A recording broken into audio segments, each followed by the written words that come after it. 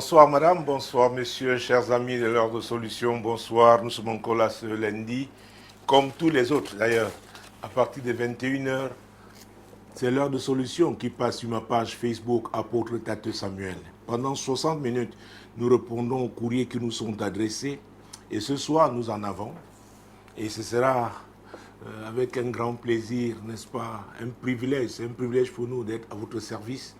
Et sachant que ce programme est sous la couverture du sang de Jésus et que c'est le Saint-Esprit qui le conduit, alors c'est lancé. Premier courrier. Bonjour, apôtre. Toute ma gratitude pour l'attention que vous accorderiez à mon courrier. C'est avec stupéfaction que j'ai découvert, à l'insu de ma femme, qu'elle a une épargne largement supérieure à la mienne.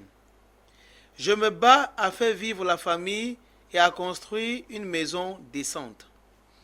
À 19 ans de mariage, je me demande si ma femme n'a pas une double personnalité.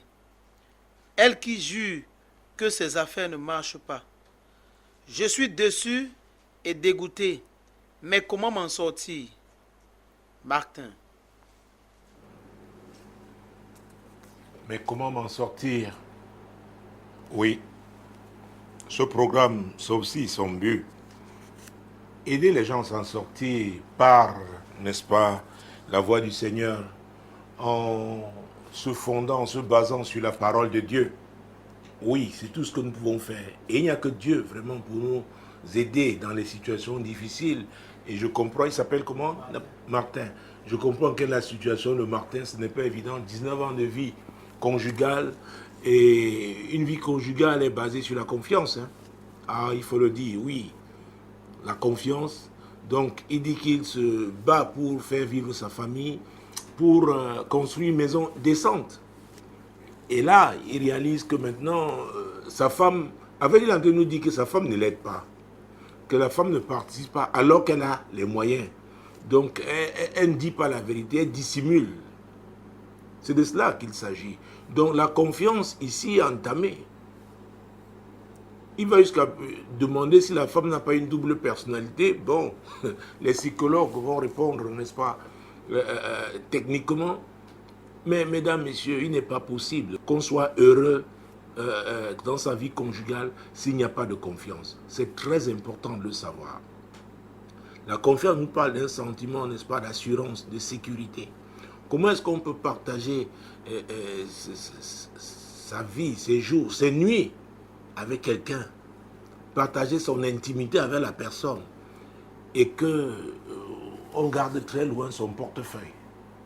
Il y a un problème. Il y a un problème. Vraiment, c'est sérieux. C'est sérieux. Vous partagez votre intimité avec quelqu'un. Ça dit que l'argent est au-dessus de ce que vous vivez là. C'est ce que cela veut dire. Et c'est pourquoi la Bible nous parle du cœur. Le cœur. Le cœur de l'homme. Nos priorités. Or, l'apôtre Paul s'adressant à son enfant légitime, vous savez, ça ne devrait pas... Ce sont des questions qu'on ne devrait pas trouver dans le cas du mariage. Ah oui, parce que même dans le monde, quand les hommes allaient vers les prostituées, ils donnaient. Et on parle du mariage, il y a l'amour. L'amour donne. Car Dieu a tant aimé le monde qu'il a donné son Fils unique. Il a donné, il a donné, il a donné. Il a sacrifié. Je crois que c'était l'émission la semaine dernière, nous avons parlé, n'est-ce pas, même d'offrandes sacrificielles. Nous avons parlé du roi de Moab, n'est-ce pas, qui était vraiment dans une situation difficile. Lui et ses troupes. Il a voulu essayer avec 700 personnes de se frayer un chemin pour s'en sortir. Ah, voilà encore, s'en sortir. Parce que quand on est coincé, on se bat. Et le roi de Moab était en train vraiment de se battre. Je pense que c'est dans 2 Rois, chapitre 3. Oui, il ne pouvait pas. Il a offert son fils aîné. C'est lui qui devait régner à sa place. Et c'est, mon Dieu, C'est Dieu qui combattait Moab. La Bible dit que Dieu lui-même s'est retiré, parce que quand le peuple de Dieu est en train de combattre, c'est Dieu qui combat. Donc c'est une guerre que Dieu soutenait. Mais il s'est retiré. Il a dit, mon Dieu, ce type de sacrifice, parce que dans le spirituel, écoutez, ce qu'on donne a une grande portée. Vous pouvez dire à quelqu'un, je t'aime. Ah oui, chérie, c'est toi que j'aime. Il n'y a que toi dans ma vie. Mais le diable te connaît. Il sait que tu lui as caché telle chose. Et le diable rit. En fait, tu l'as invité dans votre relation. Si vraiment il n'était pas au départ. Parce que c'est ça. La Bible nous dit qu'au commencement était la parole. Alors Martin, qu'est-ce qui était au commencement de votre relation? C'est très important. La base était quoi? Parce que je te dis, Martin, il y a des familles où on a clairement élevé les filles. On leur dit, écoutez, votre argent ne revient qu'à votre famille. Excusez-moi, écoutez, cette émission, n'est-ce pas, nous émettons en partie de Douala. Douala, c'est la capitale économique du Cameroun, c'est en Afrique centrale. Donc, si vous êtes de l'autre côté, comprenez que je parle ici, tenant compte de l'environnement africain. Et parfois même les Africains qui ont traversé, même après plusieurs années, restent attachés à un certain nombre de choses. Nous avons parlé plusieurs fois de dot ici. Plusieurs fois.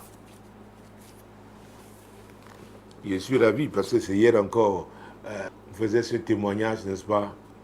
Une de nos filles qui finalement s'est mariée de l'autre côté. Elle est venue ici. Non seulement ils ont donné la bouteille, ils ont aussi fait la dot. Ah oui, ils sont rentrés hier. Vous voyez? Donc, en tant qu'Africaine, c'est important. C'est important. Donc, c'est une phase où elle est officiellement partie de sa famille pour maintenant être membre de la famille de son mari. Nous même dit dès que la dot est finie, elle allait avec la famille et son mari.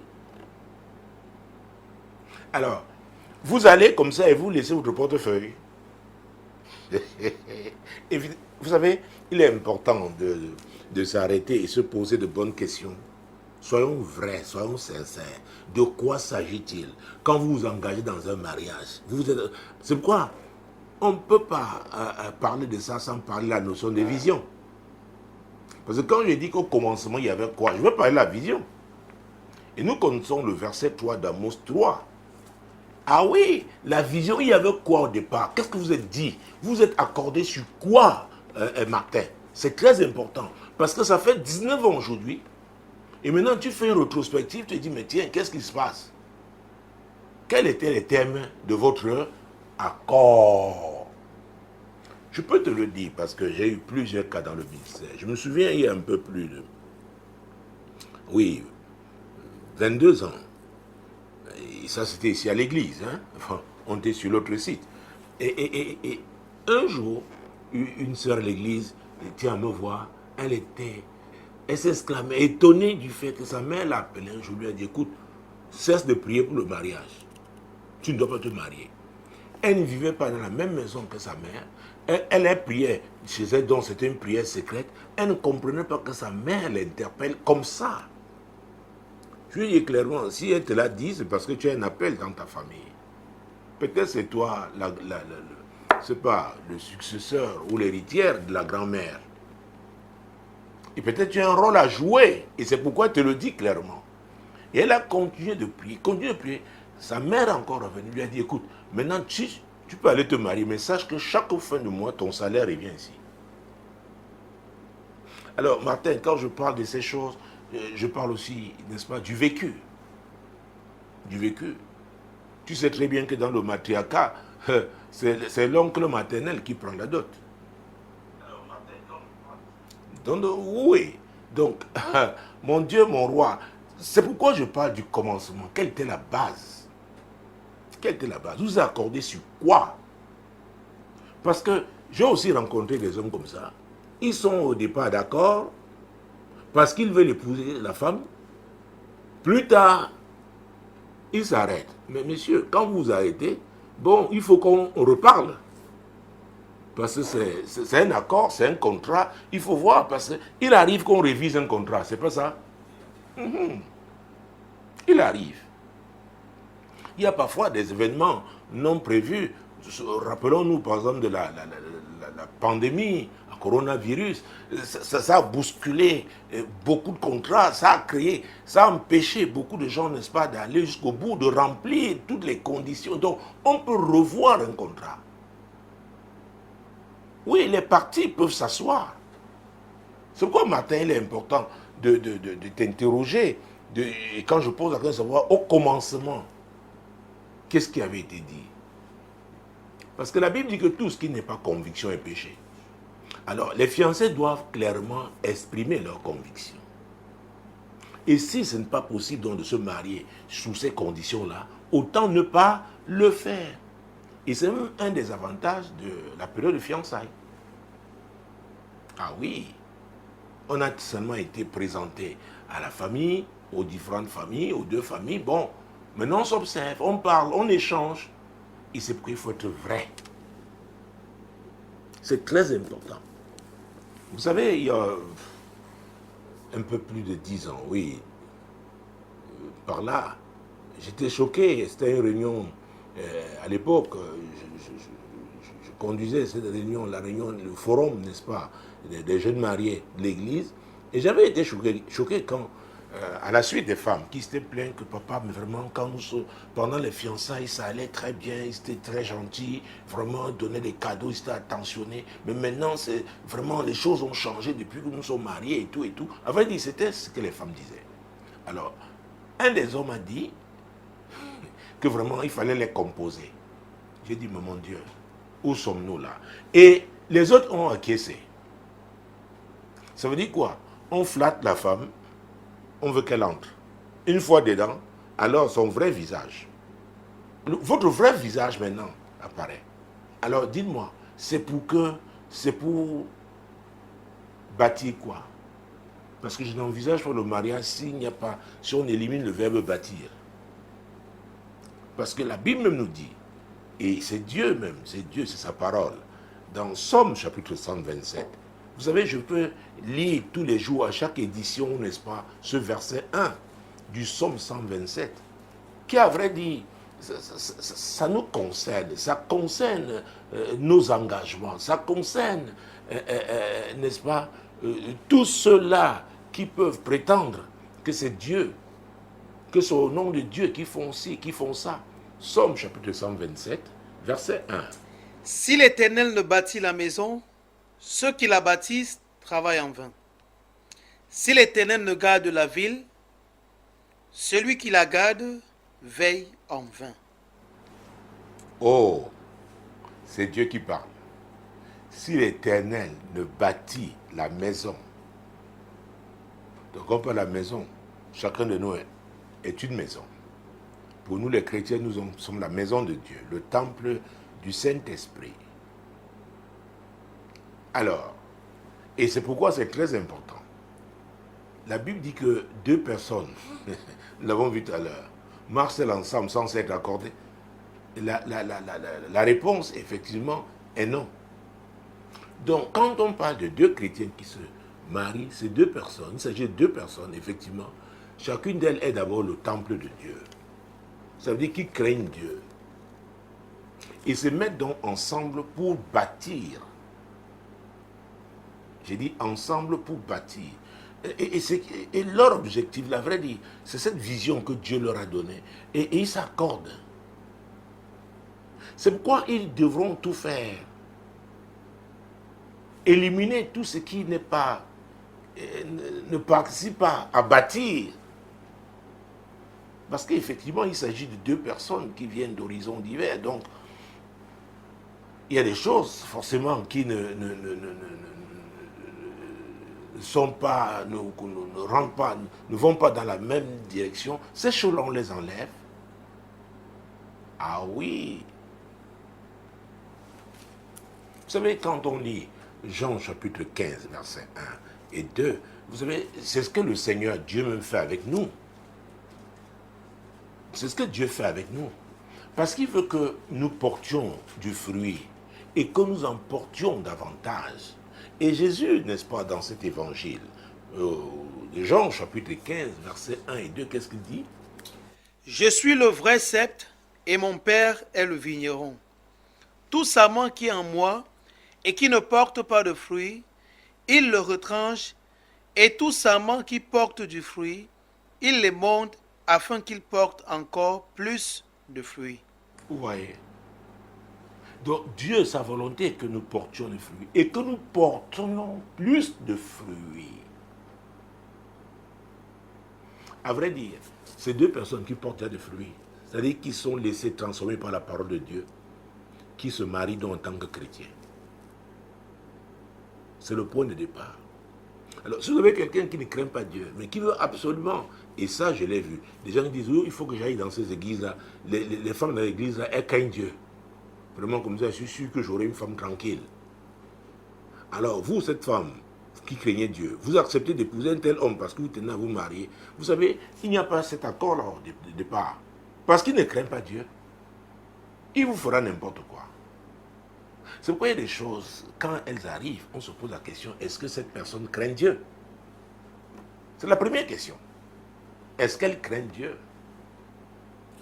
Parce que quand vous craignez Dieu, même si c'est dans le secret, vous savez que Dieu est là. Vous savez que Dieu est là. N'oubliez pas que Jésus, dans Luc chapitre 12, verset 2, a dit qu'il n'y a rien de caché qui ne doit être découvert. Et rien de secret qui ne doit être connu. Donc il sait tout. Il sait tout. C'est pourquoi vraiment on doit se poser la question de savoir, est-ce que ces personnes qui veulent se marier et en tant que chrétiens, est-ce que vraiment Christ est vivant dans leur vie? C'est le point de départ. Parce que si tu mens à ton mari ou à ta femme, c'est à Christ que tu as menti. Et je pense que quelqu'un qui va mentir à sa femme ou à son mari, mentait déjà à Christ. Il était déjà faux, mais ce n'était pas encore visible. Ah oui. Martin veut savoir, se pose la question de savoir si sa femme n'a pas une double personnalité.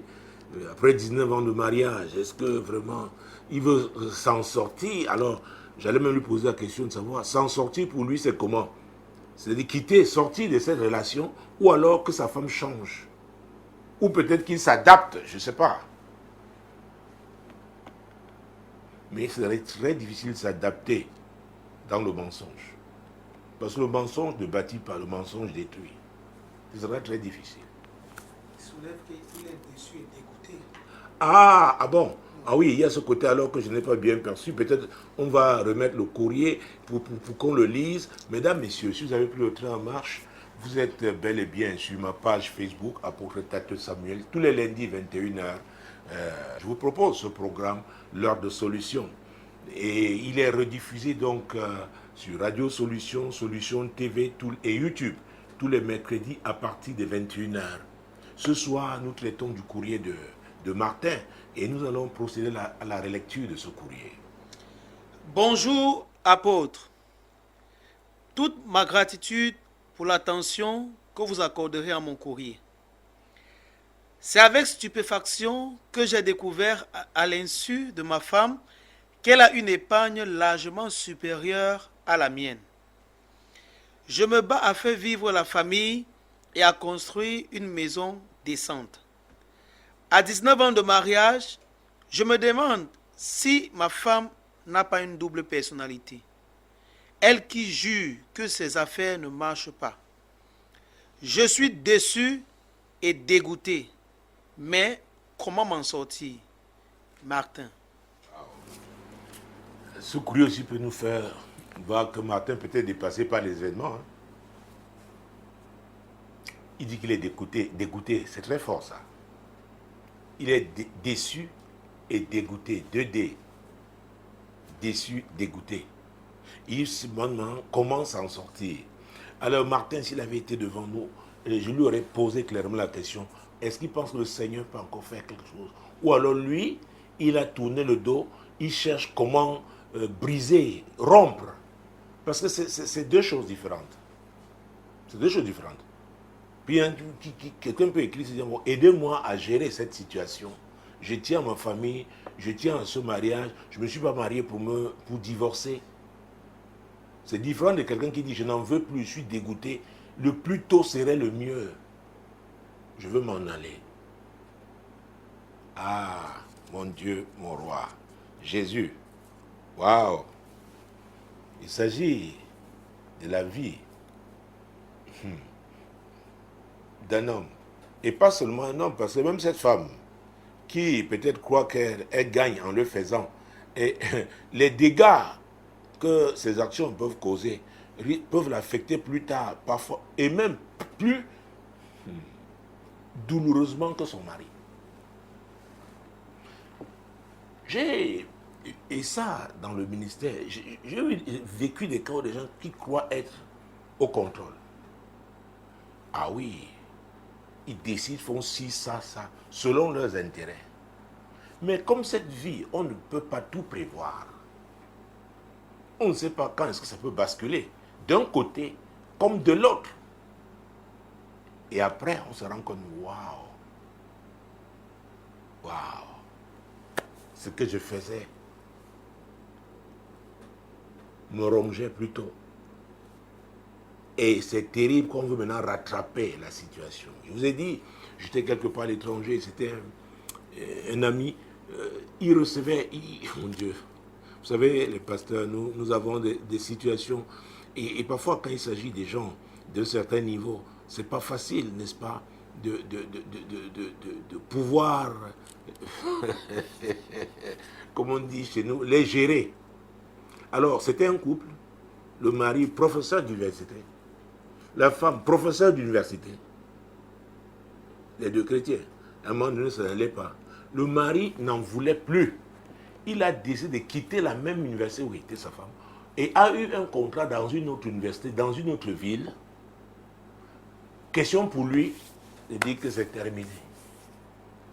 La femme, très sûre d'elle et tout, était au contrôle. Mais quelques temps après, elle a réalisé que, hey, maintenant solliciter ce pasteur pour qu'il rattrape l'homme. Vous voyez, il faut faire très attention. Surtout les gens qui attachent beaucoup de prix, n'est-ce pas, pour qui l'argent, ils ont mis l'argent à la place de Dieu, donné l'argent, la place de Dieu à l'argent dans leur vie. Parce que c'est de ça qu'il s'agit. Parce que la maison que Martin est en train de construire, il parle même d'une maison décente. Il pense à leur avenir. D'où vient-il qu'une femme vraiment, à vrai dire, ne serait-ce que, vous savez, on parle souvent des hommes d'honneur. Je voudrais parler aussi des femmes d'honneur dans ce cas. La dignité. Participer quand même. Cette maison aura une cuisine. Oh.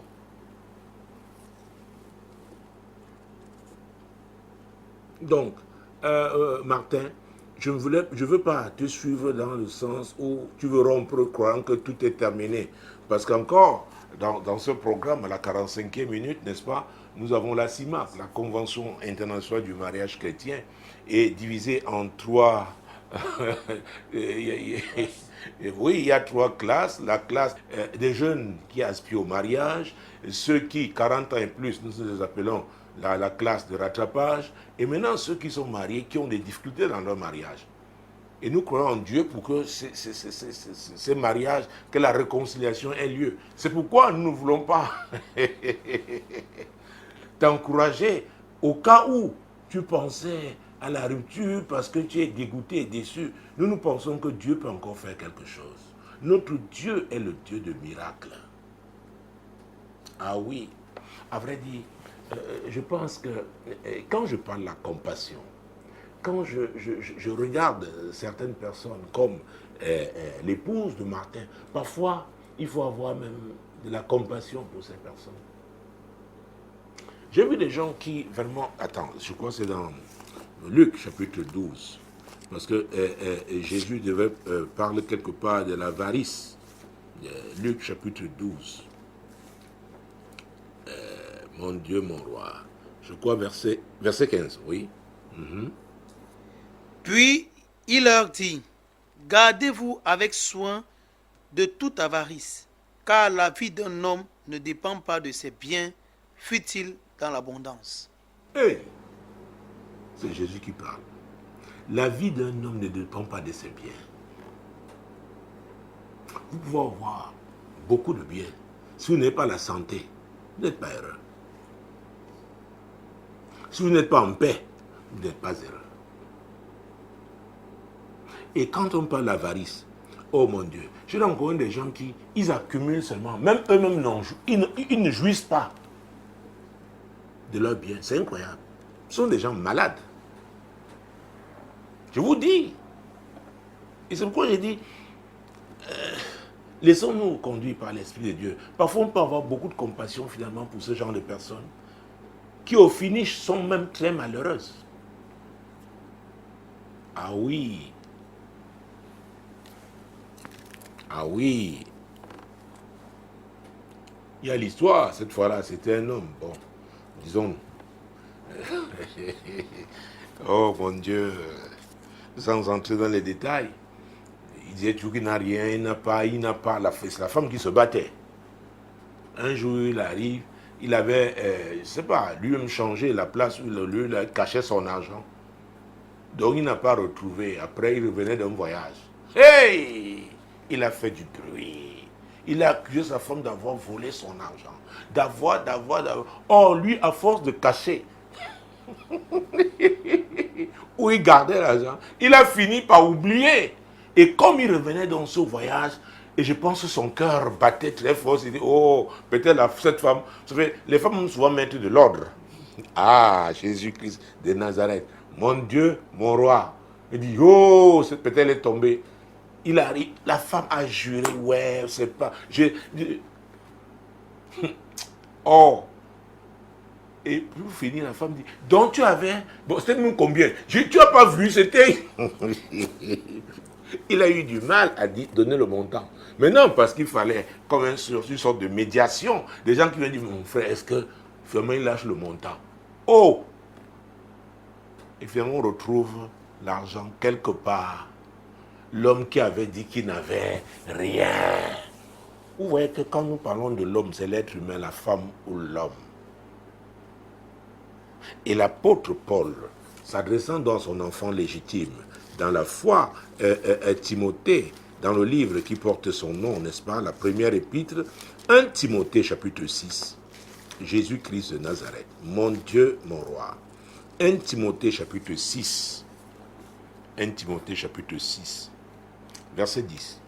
Car l'amour de l'argent est une racine de tous les maux, et quelques-uns en étant possédés se sont égarés loin de la foi et se sont jetés eux-mêmes dans bien des tourments.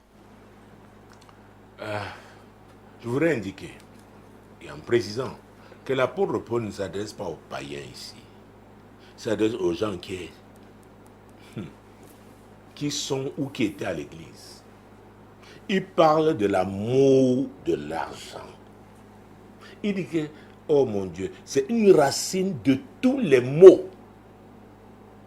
Donc, Martin, pour comprendre, pour te dire que ce que tu vis là, ce dont tu te plains, ne crois pas que c'est quelque chose de jamais vu. L'amour de l'argent produit, n'est-ce pas, ce genre de problème. Il dit donc ici, il parle de tous les maux. De tous les maux. L'amour de l'argent. Ah oui. Tu sais, Martin, que Jésus a dit qu'on ne peut pas servir, je crois que c'est Matthieu 6, 24, qu'on ne peut pas servir 2 maîtres à la fois. Gardons la main sur 1 Timothée 6, vérifions. Matthieu, je pense, chapitre 6, verset 24, mon Dieu, mon roi, sont les versets que comme l'Esprit de Dieu me pousse, n'est-ce pas? Même Timothée, je n'avais pas prévu dans le cadre de la réponse au courrier, c'est ça? C'est ça. Voilà, très bien, disons. Nul ne peut servir 2 maîtres, car ou il haïra l'un et aimera l'autre, où il s'attachera à l'un et méprisera l'autre. Vous ne pouvez servir Dieu et Mammon. Ah, voilà. Mammon, n'est-ce pas, c'est le Dieu des biens matériels, les richesses de ce monde. Ah oui. Vous vous rappelez l'histoire du jeune homme riche? C'est toujours Jésus oui, pendant son ministère, il voulait aussi, n'est-ce pas, faire partie, devenir un disciple, suivre Jésus, entrer dans le royaume de Dieu, vouloir occuper une place importante, n'est-ce pas, dans le royaume de Dieu. Mais la Bible nous dit qu'il était riche.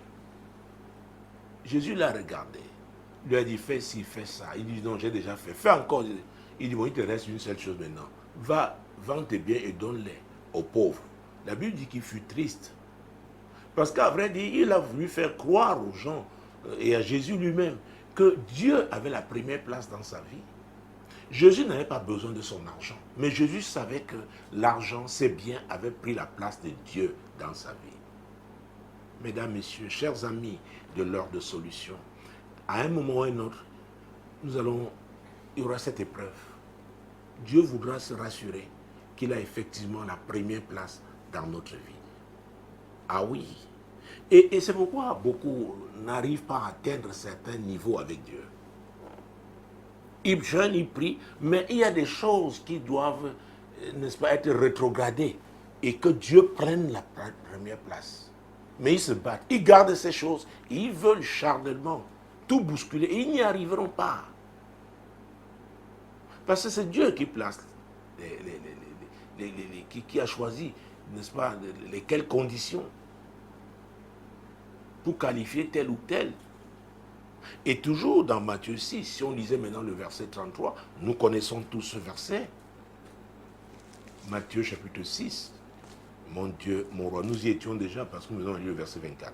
Cherchez premièrement le royaume et la justice de Dieu, et toutes ces choses vous seront données par-dessus. Ah, ce passage nous parle du bonheur. Ah oui, le bonheur qui vient de Dieu. Parce qu'aujourd'hui, tout le monde va être heureux. Oh, je vais être heureux dans ma carrière professionnelle, je vais être heureux dans ma vie conjugale, je veux m'épanouir. Dieu dit, ok, tout ça c'est normal.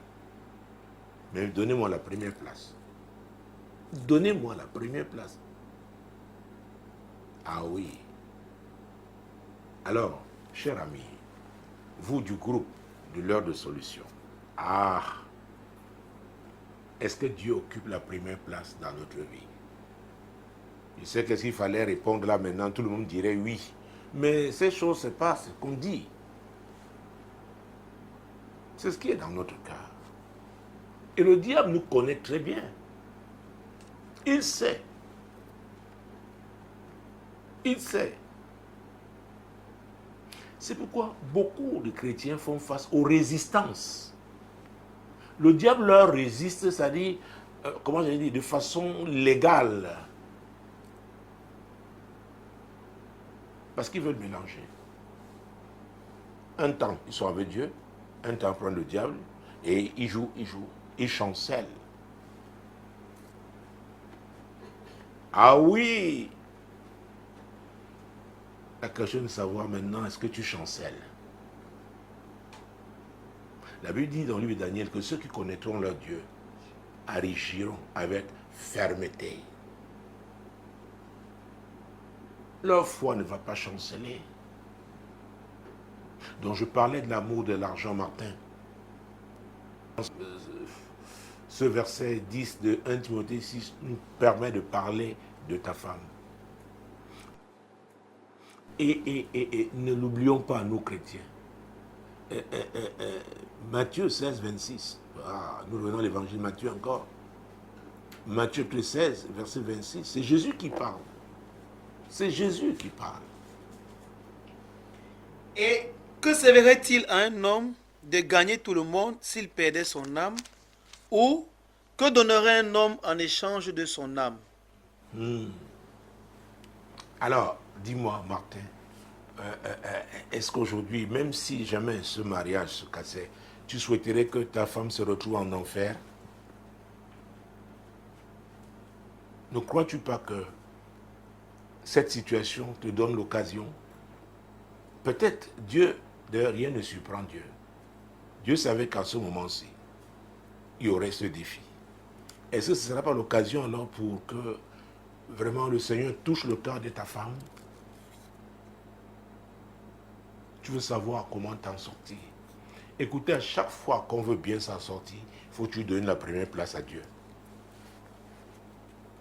Il faut toujours lui donner la première place. Même si on vous humilie, même si on se moque de vous, même si on vous méprise, écoutez-moi, avec Dieu, c'est lui qui a dit mieux vaut la fin d'une chose que son commencement. Et quand on est avec lui, on finit glorieusement. Ah oui. Donc, la vraie question en ce moment serait de savoir qu'est-ce que Dieu pense de ça. Oui, Martin, ce serait la bonne question. Et moi, je pense que Dieu veut que ta femme soit sauvée. Oui.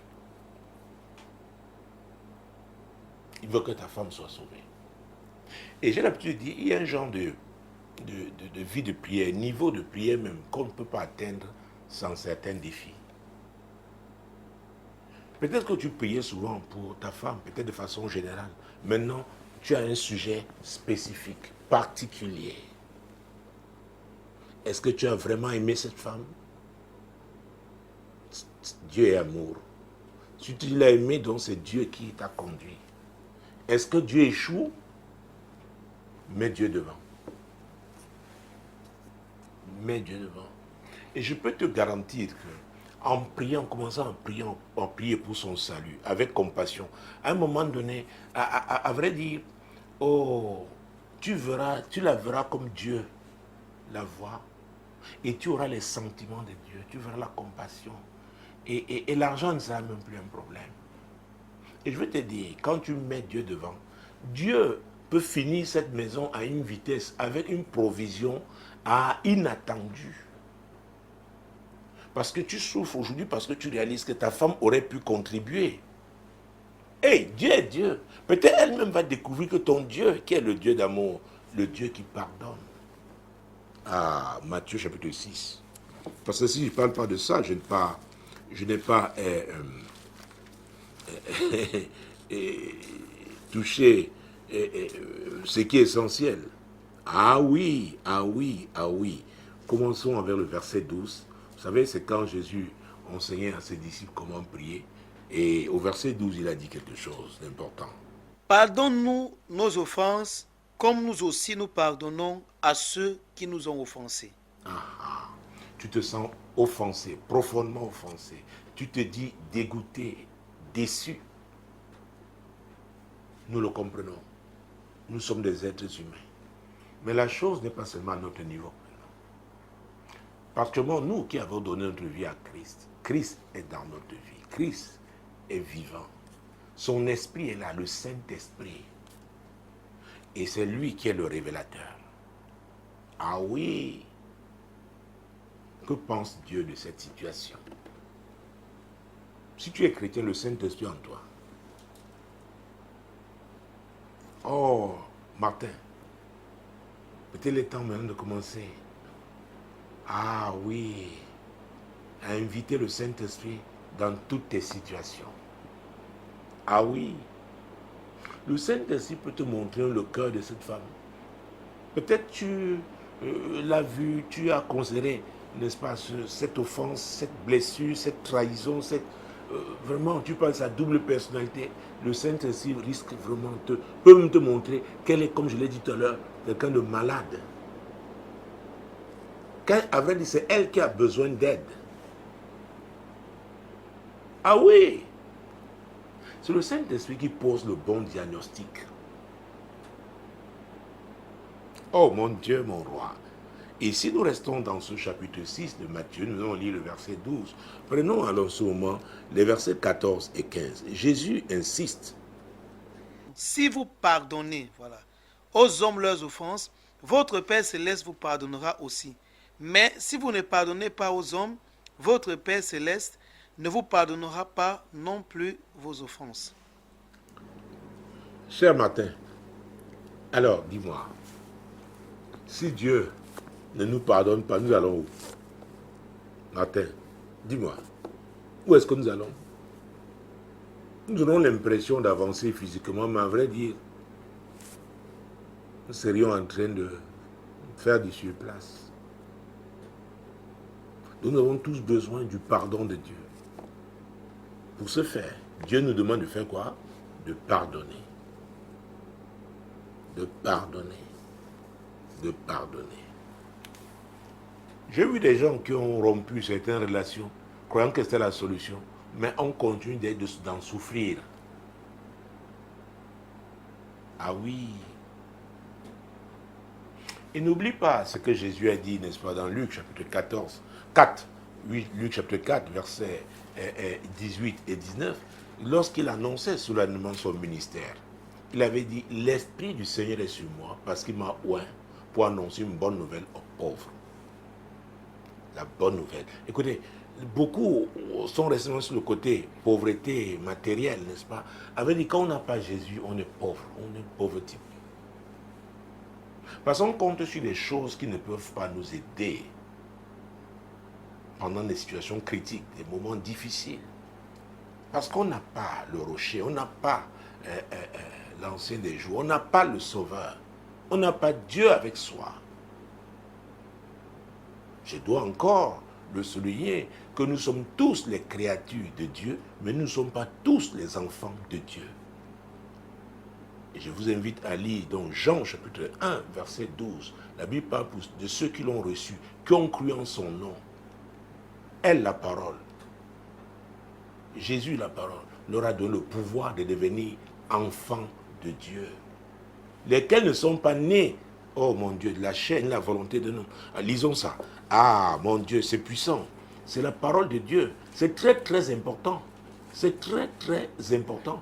Donc, les enfants de Dieu ne font pas comme les autres. Non. Jean chapitre 1, verset 12 et 13. Mais à tous ceux qui l'ont reçu, à ceux qui croient en son nom, elle a donné le pouvoir de devenir enfants de Dieu, lesquels sont nés non du sang, ni de la volonté de la chair, ni de la volonté de l'homme, mais de Dieu. Voilà. Donc si tu as cru en Christ, donc tu l'as reçu dans ta vie, tu ne vis pas pour accomplir tes desseins, ta volonté, la volonté de ce monde. C'est pour accomplir la volonté de Dieu. Parce que tu es né de qui? De lui.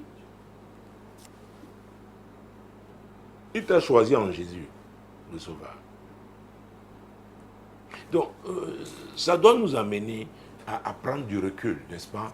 À ne pas s'empresser à prendre un type de décision. Écoute-moi, Martin, si Dieu ne veut plus cette femme dans ta vie, il sait comment il va régler ça. C'est facile. Mais dans cette situation, qu'est-ce que Dieu, commençant par toi, veut t'enseigner? Quel objectif Dieu va atteindre dans la vie de ta femme? Et ensemble, alors, peut-être étant donc réconciliés, restaurés, qu'est-ce que Dieu va faire avec ce témoignage? Donc, chers amis de l'autre solution, tout simplement pour vous dire que nous ne devons pas nous limiter à nos, comment j'allais dire, nos intérêts personnels. Pensons à celui qui nous a créés, à celui qui nous a sauvés, à celui qui nous a établis. Ah oui. La deuxième chose, parce que je suis en train de lire Luc chapitre 4, versets 18 et 19, il dit, pour annoncer une bonne nouvelle aux pauvres, il a dit pour guérir ceux qui ont le cœur brisé.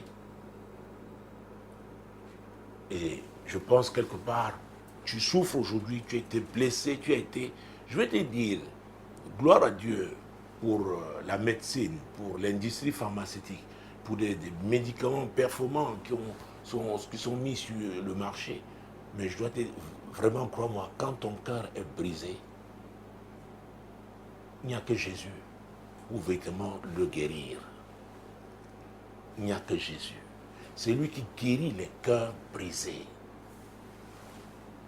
Alors, je veux croire que moi, je suis dans le temps parce que, mon Dieu, mon roi, à la 45e minute, je dois ouvrir la page de la CIMAC, la Convention internationale du mariage chrétien. Et voilà, vous voyez, j'ai demandé, et c'est là où je me rends compte que j'ai déjà grignoté quelques secondes, mesdames, messieurs. Bienvenue donc à cette page, la Convention internationale du mariage chrétien. Mon Dieu, mon roi, nous comptons de louer Dieu, le Dieu qui a créé le mariage, la première institution qu'il a créée pour un but. C'est son but qui doit être atteint. Et c'est pourquoi, en répondant au courrier de Martin, nous sommes en train d'attirer son attention sur le but de Dieu. Ce but doit être atteint. Et il n'y a aucune relation, n'est-ce pas? Oh mon Dieu, fut-elle... il faut bien ça. Et surtout le mariage, qui ne sera pas éprouvé.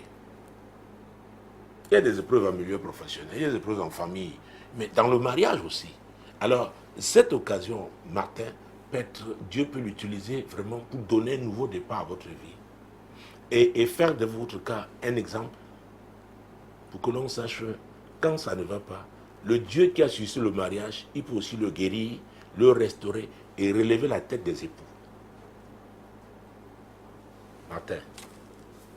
Alors je vais récupérer le temps de la CIMAC, donc vous m'avez surpris. Vous savez, il arrive, je dois vous dire, ça c'est confidence pour confidence, dans ce studio que mon équipe soit tellement concentrée qu'elle oublie, n'est-ce pas, de regarder le chrono et autres. Alors finalement c'est moi qui suis pris et j'ai des contraintes.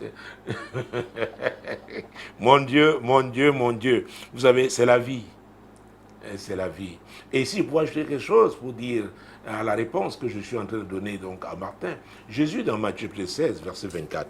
Donc, chers amis de la CIMAC, vous êtes là, nous allons prier, nous aurons nos 15 minutes. Nous sortons de ce courrier. Matthieu 16, verset 24.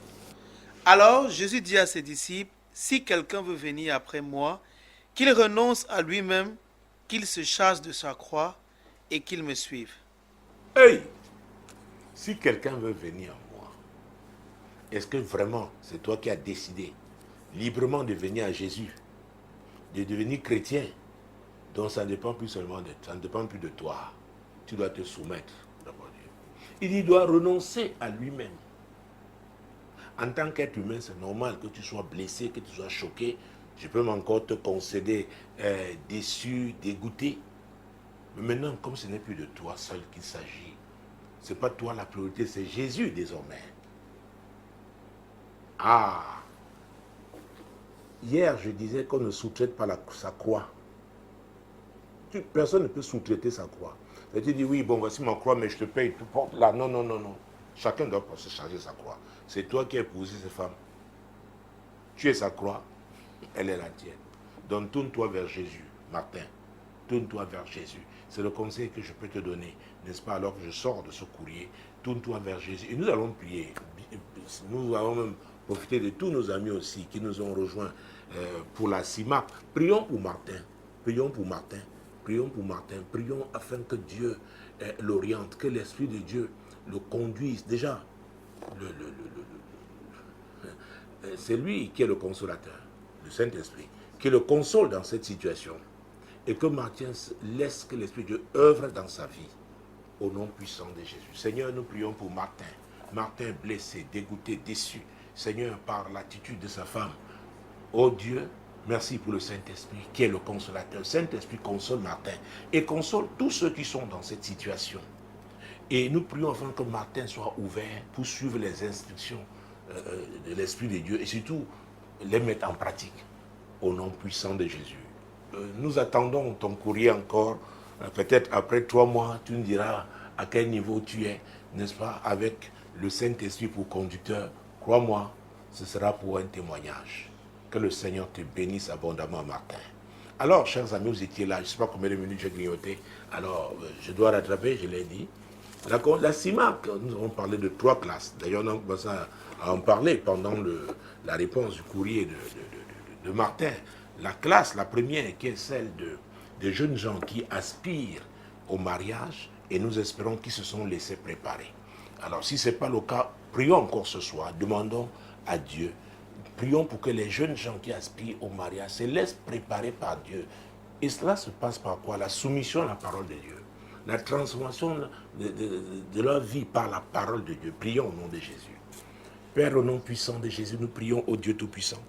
Seigneur, pour ces jeunes gens qui aspirent au mariage, oh Dieu, si même des personnes âgées ont du mal à gérer leur mariage, a fortiori, les jeunes gens, Seigneur, nous prions qu'ils se soumettent à toi, qu'ils laissent ta parole les transformer de manière à être préparés, hommes comme femmes, Seigneur, à pouvoir se marier au nom puissant de Jésus-Christ. Au nom puissant de Jésus. Oui, pendant le courrier, là, je répondais au courrier de Martin, j'ai parlé de haut commencement. Comment est-ce que ça a commencé? Prions afin que, à vrai dire, que la séduction ne prenne pas le dessus. Parce qu'il y a des choses qu'on cache parce qu'on veut se marier. Et j'ai parlé de l'exemple des hommes qui, à l'époque, avaient dit, oui, qui composaient les femmes. C'est-à-dire que, bon, ils les flattaient, entre guillemets, pour qu'elles acceptent de se marier. Après, c'est leur vrai visage qui ressurgissait. Non, ce n'est pas de cela qu'il s'agit dans le mariage chrétien. Non. Prions pour que les jeunes gens qui aspirent au mariage, qu'ils soient vrais. Qu'ils soient vrais. Qu'ils ne sauvent, c'est pas seulement améliorer, n'est-ce pas, leur apparence, mais qu'ils soient vrais. Que Jésus soit vivant dans leur vie au nom de Jésus. Seigneur, c'est notre prière. Les jeunes gens qui aspirent au mariage. Seigneur, nous sommes dans un monde de séduction.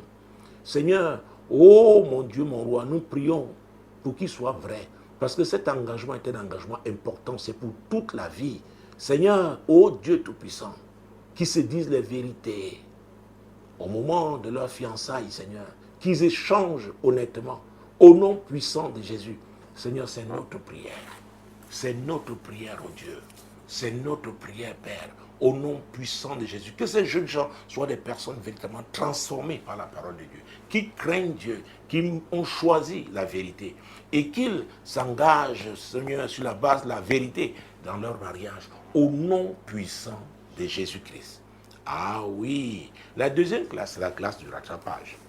Il peut s'agir des gens qui ont eu à se casser la figure dans le cas du mariage et qui croient en Dieu aujourd'hui pour pouvoir se remarier. Ou alors des gens qui, tout simplement, il y en a même qui n'étaient pas conscients. Le mariage leur disait rien. Il y a un genre de liens démoniaques qui font que les gens ne sont même pas ouverts au mariage. Mais avec certains enseignements, comment comprendre que, mais tiens, quelque chose s'est passé, quelque chose les a bloqués, alors qu'ils reçoivent leur délivrance, et effectivement, ils veulent se marier. C'est pour la première fois, mais c'est le cadre du rattrapage, parce qu'il y a des opportunités qui sont passées. Ah oui, quand eux-mêmes n'ont pas gâché leurs propres opportunités. Bref, ils peut-être sont passés par des situations d'échec. Donc c'est ça la catégorie du rattrapage. Oh Dieu Tout-Puissant, présentons cette catégorie à Dieu. Rendons grâce à Dieu parce que le Dieu, oui, qui rattrape, le Dieu qui recrée des opportunités, le Dieu qui visite des personnes, qui croient en lui, qui déploient leur foi en lui pour voir le rattrapage avoir lieu dans le cadre du mariage. Seigneur, nous te rendons grâce. Tu as dit que nous te rendons grâce en toutes choses. Nous te rendons grâce même pour ceux-là. Seigneur, 40 ans et plus, ne sont pas mariés. Mais aujourd'hui, avec les enseignements qu'ils ont reçus, avec la parole de Dieu, ils croient, Seigneur, que tu vas leur offrir cette opportunité. Éternel notre Dieu, oui, tu es fidèle. Tu es le même hier, aujourd'hui, éternellement. Tu n'as pas changé. Seigneur, nous prions pour ces personnes. Oh Dieu, qu'elles croient, tu es le Dieu de miracles. Tu es le Dieu de miracles. Au nom puissant de Jésus. Pour cette deuxième catégorie, prions pour qu'elles tirent les leçons du passé, les erreurs du passé, les fautes qu'elles ont commises dans le passé. C'est très important parce que, comme j'ai l'habitude de le dire, cette catégorie, à vrai dire, c'est du lourd. C'est du lourd. Une servante de Dieu, à l'époque, avait eu cette révélation, s'agissant de certaines femmes, qu'il fallait comme lister pour les porter. Vous voyez, comme pas lister, c'est une charge. Et ça dépend même du type, parce que les conteneurs de 20 pieds, de 40 pieds, ce n'est pas le même poids. Alors, c'est comme ça, nous sommes aussi, n'est-ce pas? Nous avons chacun un poids. Aussi bien l'homme que la femme.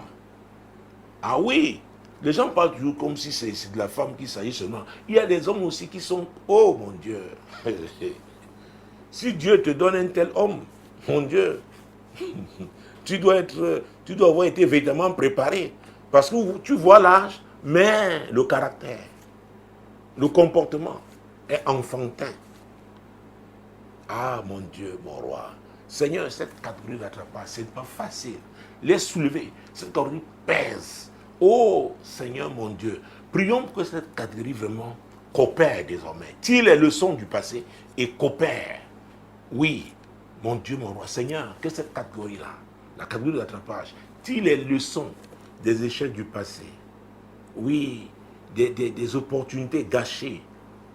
Seigneur, des ratés qu'il y a eu dans le passé. Tire les leçons, Seigneur, mon Dieu, mon roi. Et qu'en cette saison, se laisse vraiment porter par toi. Et toi, il y a des gens que tu envoies. Que cette catégorie reconnaisse les gens que tu as envoyés pour les aider à se marier en cette saison au nom puissant de Jésus-Christ. Parce que cette catégorie aussi, ah oui, mon Dieu, mon roi, l'espérance de la vie et l'expérience de la vie, c'est une catégorie qui se méfie. Ah, mon Dieu, mon roi. Vous savez, quand vous avez fait aux gens qui ont connu les cas de trahison, ce n'est pas facile de faire confiance aux gens. Mais le passé là, le Seigneur l'efface. Dieu fait toutes choses nouvelles. Prions donc pour cette catégorie, pour qu'elle saisisse vraiment l'opportunité de Dieu en cette saison, pour vivre son nouveau départ dans le cadre du mariage au nom de Jésus. Seigneur, le rattrapage, nous prions. Pour cette catégorie-là, Seigneur, tu fais toutes choses nouvelles. Seigneur, c'est un nouveau départ. Oh Dieu Tout-Puissant, que cette catégorie, Seigneur, te fasse confiance et identifie des gens, oui, que tu as envoyés pour les aider, Seigneur, à vivre, Seigneur, mon Dieu, ce rattrapage dans le cadre du mariage au nom puissant de Jésus. Seigneur, c'est notre prière. C'est notre prière au nom puissant de Jésus. Oh, de façon générale, maintenant, pour les deux catégories. Oh, prions contre les barrières hostiles au mariage. Renversons-les au nom puissant de Jésus. Oh Dieu, que ce soit pour la première ou la deuxième catégorie, tu connais ces barrières hostiles au mariage. Seigneur, nous les dénonçons ce soir au nom de Jésus. Nous les dénonçons ce soir au nom puissant de Jésus. Seigneur, il y en a qui sont comme des murailles. Éternel, tu es Dieu, toi le créateur de toutes choses. Oh Dieu Tout-Puissant, nous renversons, chers amis, renversons ces barrières hostiles au mariage. Renversons-les au nom puissant de Jésus. Oui, Seigneur, c'est ce que nous faisons. Nous sommes en accord. Ah, est-ce que nous sommes en accord? Nous le sommes. C'est dans le cadre de ce groupe de l'heure de solution. Nous sommes en accord maintenant pour renverser les barrières hostiles au mariage. Au nom puissant de Jésus, nous les renversons, Seigneur. Au nom puissant de Jésus, qu'il s'agisse de la première ou la deuxième catégorie, nous renversons ces barrières hostiles au mariage. Au nom puissant de Jésus-Christ, Seigneur, nous les renversons. Nous les renversons. Au nom puissant de Jésus. Seigneur, l'autre jour, tu nous as parlé, Seigneur, des cornes et des forgerons. Les cornes qui ont effrayé tout le monde. Les cornes qui effrayent les gens qui doivent épouser des femmes. Des femmes qui doivent épouser des hommes. Seigneur, mon Dieu, mon roi, ces cornes sont là pour les effrayer, empêcher, les disperser pour que le mariage n'ait pas lieu. Gloire à toi, parce que aussi tu as suscité les forgerons. C'est nous du groupe de l'heure de solution. Nous nous constituons comme des forgerons l'Éternel. Par nos prières, Seigneur, nous, oh Jésus-Christ de Nazareth, oui, nous abattons ces cornes au nom puissant de Jésus. Nous les abattons au sein de nos familles. Nous les abattons, Seigneur, dans nos quartiers. Nous les abattons, Seigneur, dans nos différents milieux. Au nom puissant de Jésus. Là où se trouvent les opportunités de mariage et où se trouvent ces cornes-là, nous les abattons au nom puissant de Jésus-Christ. Oui, nous lui ouvrons les portes pour le mariage de ces hommes, de ces femmes, au nom puissant de Jésus. Aussi bien qu'il s'agisse des jeunes ou que de la catégorie de l'attrapage, nous ouvrons les portes au nom puissant de Jésus. Seigneur, et nous proclamons, nous déclarons que les mariages ont lieu. Les mariages ont lieu au nom puissant de Jésus-Christ. Les mariages ont lieu au nom puissant de Jésus. Seigneur, pendant la réponse au courrier de Martin, tu nous as amené à lire Jean chapitre 15. Tu as dit, tu es le vrai cep. Et c'est le Père qui est le vigneron. Oh mon Dieu, tout sarment qui est en toi, qui ne porte pas de fruits. Seigneur, tu connais les époux qui sont des sarments, qui sont en toi, Seigneur, qui te craignent. Mais l'ennemi est là pour empêcher, qui porte des fruits en ce qui concerne, Seigneur, la procréation. Mon Dieu, l'enfantement. Seigneur, tu es Dieu. Ce combat-là est ton combat. Ce combat-là est ton combat. éternel intervient au nom de Jésus. Livre ces batailles et que ces couples chrétiens soient libérés, que leurs entrailles soient libérées et que les bébés miracles naissent au nom puissant de Jésus-Christ. Au nom puissant de Jésus. Parce qu'ils te glorifient dans leur vie. Seigneur, ils sont, mon Dieu, des vrais serments. Tu es le vrai cep éternel, mon Dieu. Jésus, c'est en ton nom que je prie. La volonté de Dieu pour eux est qu'ils se multiplient et qu'ils fassent donc des enfants. Seigneur, je proclame, je relâche au nom de Jésus. Nous, du groupe de l'ordre de solution, nous relâchons cette grâce de procréation, cette grâce de multiplication, au nom puissant de Jésus. Et nous appelons ce bébé miracle, au nom puissant de Jésus-Christ. Oui, Seigneur, c'est ce que nous faisons, oh Dieu. Tu es le Dieu de victoire. Nous venons avec le sang de Jésus. Le sang de Jésus, le sang de victoire. Seigneur, c'est ton sang que nous invoquons. C'est ton sang, Seigneur, sur tous les mariages, Seigneur. Ces époux chrétiens, mon Dieu, mon roi, Jésus-Christ de Nazareth. Oh mon Dieu, qui croit à toi pour un enfant. Nous déployons ton sang. Le sang de Jésus. Le sang de Jésus, qui est le sang de victoire sur la stérilité. Qui est le sang de victoire sur les avortements. Qui est le sang de victoire. Père, tous les couples qui étaient en difficulté, qui n'arrivaient pas, que le diable voulait détruire. Seigneur, tu es le Dieu de la restauration. Jésus, tu es le prince de paix. Nous t'invitons dans ces mariages. Tu règnes dans ces mariages. Et que la réconciliation ait lieu. Et que la paix prévale au nom puissant de Jésus-Christ. Au nom puissant de Jésus. Je ne sais pas si j'ai dépassé mon temps, je pense. Mon Dieu, mon roi. Le Dieu de paix qui est notre Dieu. Ah oui, Jésus, c'est toi qui règnes. Seigneur, sur ces familles chrétiennes. C'est toi qui règnes sur cette émission. Oui, l'heure de solution. C'est toi qui règnes sur ce groupe de l'heure de solution. Mesdames, messieurs, pour cette édition, c'est terminé. Le prochain rendez-vous, c'est lundi prochain, lorsqu'il sera 21h. N'oubliez pas de soutenir ce programme. N'oubliez pas, vous, les amis de l'heure de solution. Nous avons des factures à payer. N'oubliez pas de soutenir ce programme. Au nom de Jésus, demeurez bénis.